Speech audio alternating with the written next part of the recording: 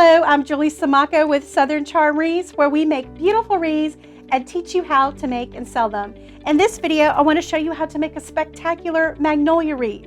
So why not save some money and learn to make it yourself? I know you can do it. Let me show you how. So let's talk about the supplies you're going to need for this wreath. We're going to use magnolias. Aren't these pretty? So we've got some magnolias, and we've got greenery such as boxwood and fern and variegated ivy. And I've got some Queen Anne's lace, and this is probably a snowball bush, even though I don't think it has it exactly on here, but it's a snowball bush. You're going to need a sign, and I'm going to be using this one, and we'll talk about signs a little bit more as we get started. Okay, so I want to talk to you a little bit about the sign and the size you should choose when you're looking for a sign for your wreath.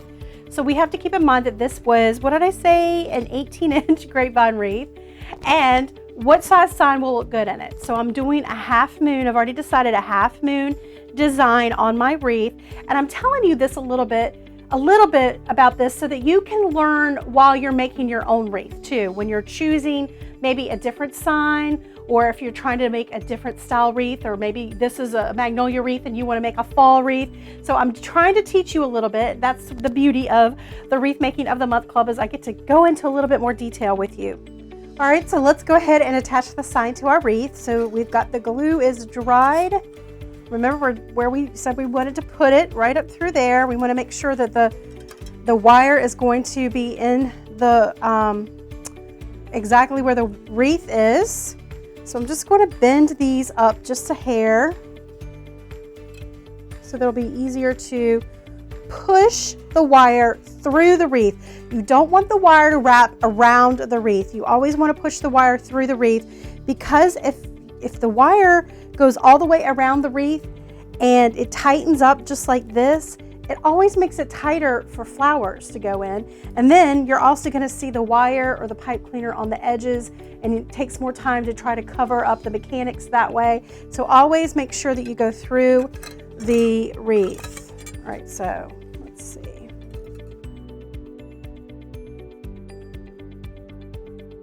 Okay, so now we want to attach the bow. I want the bow on the other side. So whenever I pick a heavy piece, like a wooden sign, anything else that's large, I'm going to place it on the opposite side of the wreath to help balance it. So if this is our focal point, the bow will be over here on this side opposite to balance it out a little bit.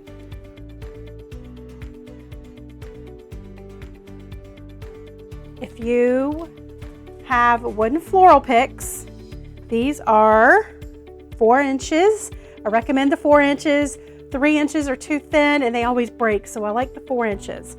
We're going to line up the floral pick beside the stem, just like this. We're going to take the wire that comes with the floral pick, and we're just going to wrap it around the stem as tight as possible.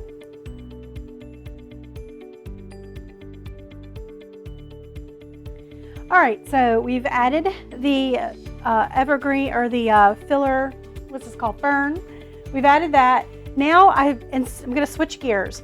A lot of people are asking me, how do you know when to add the greenery and how do you know when to add the flowers? The reason I'm switching gears right now is because I want to add some of this filler flowers, and it has its own greenery on it already. So we might not need to add more greenery if we can fill it out with the greenery on this. All right, so I love this ivy. The green matches really well with the greenery on the magnolia leaves, and because it's variegated, the creaminess of the leaf matches the creaminess in the magnolias. So this is going to be, that's why I chose this ivy, not a very bright green ivy.